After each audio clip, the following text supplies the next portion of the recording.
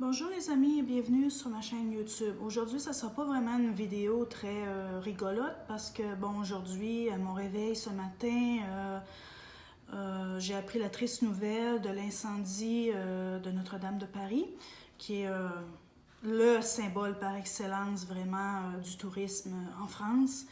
Donc, bon, moi, mon opinion là-dessus, je ne vais pas me prononcer parce qu'il n'y a rien qui a été jusqu'à l'heure présente établi. Mais il faut bien comprendre une chose, que ce soit criminel ou accidentel, les deux sont inacceptables. Je vais vous expliquer un truc. Ici au Japon, on a énormément de monuments historiques. Si vous allez à Kyoto ou à Nara ou peu importe, il y a des temples bouddhistes ou des sanctuaires shintoïstes qui datent de plus de 1000 ans et sont en bois. Ils sont continuellement restaurés par des professionnels qui ont les habilités nécessaires pour restaurer ces monuments historiques-là. Donc, le Japon, il faut bien comprendre qu'il y a des tremblements de terre, on a des typhons qui sont meurtriers avec des vents extrêmement violents. On a aussi des sécheresses durant l'été, la température peut monter jusqu'à 45 degrés Celsius et sans pluie. Donc ça, c'est toutes des choses qui peuvent enflammer ces vieilles bâtisses-là. Elles sont régulièrement entretenues. On n'a jamais entendu dire qu'il y avait eu un accident sur les lieux de travail. Les employés, les ouvriers qui travaillent sur ces bâtiments-là sont japonais, bien sûr. Ils ont les qualifications nécessaires. C'est des charpentiers qui connaissent l'architecture traditionnelle des temples bouddhistes et shintoïstes.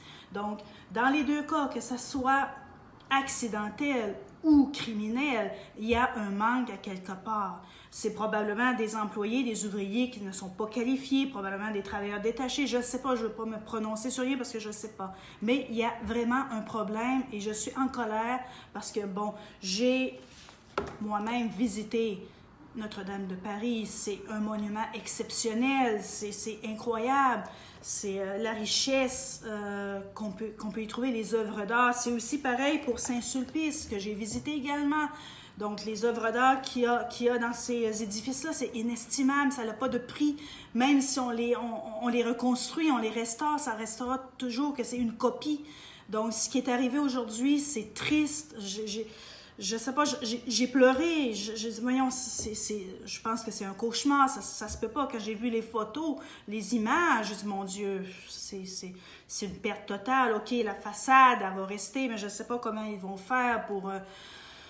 je ne sais pas s'ils vont être obligés de démolir tout au complet, rebâtir pièce par pièce ce qui reste. J'en ai pas la moindre idée, je suis pas professionnelle là, de ça, je suis pas maître maçon, j'en ai pas la moindre idée comment ils vont s'y faire pour restaurer le tout. Mais bon, il faut bien comprendre qu'il y a un manque à quelque part et que ce soit criminel, ça veut dire que bon, il y a eu un problème au niveau de la sécurité et que ce soit accidentel, c'est que là, il y a un problème aussi. Ils ont voulu couper au niveau des salaires, ils ont voulu, je sais pas, mais bon, c'est du grand n'importe quoi parce que bon, je suis ici au Japon et puis bon, des monuments historiques, on en a énormément et puis ils sont régulièrement entretenus. C'est l'UNESCO qui est derrière tout ça.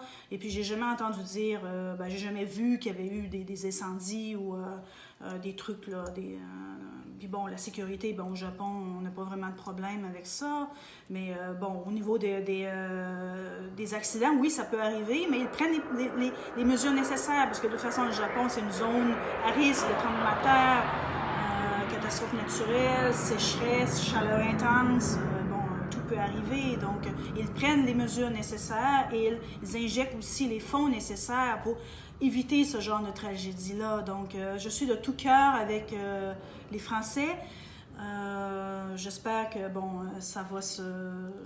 qu'ils vont trouver un moyen pour restaurer ça, que ça redonner la grandeur de cette magnifique cathédrale-là. Donc, je suis de tout cœur avec les Français et puis gardez courage. Donc, merci, au revoir.